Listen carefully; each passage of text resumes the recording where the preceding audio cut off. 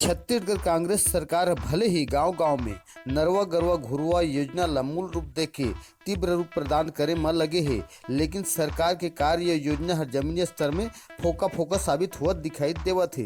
अर्थात गांव-गांव में लाखों लाखों रुपया के गरवा गोठान पर बेजुबान जानवर के नाम में एक ऐसे इम्तान हुआ थे का जानवर ला गोठान जाए बर लागी आधार कार्ड या राशन कार्ड के पहचान। सरकार गोठान योजना ला भले ही मूल रूप देके, लेकिन गरवा गोठान के रक्षक सड़क में घुमोइया जानवर ला देख के अनजान बन के मुंह फेरत हैं और सरकार के गाय गोठान बेजुबान के तकलीफ ला सरकार के पल्ले झाड़त हैं। यानी गोठान के नाम रक्षक मन कमाए के ही जरिया बनावत हैं। यानी रायगढ़ जिला के गरवा गोठान नाम भारी दर्शन थोड़ा ही साबित हुआ थे।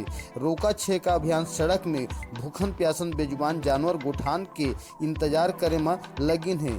का कोई गौ सेवक तकलीफ के मारा जानवर मन ला गरवा गोठान के मुहटा ला देखा पाही?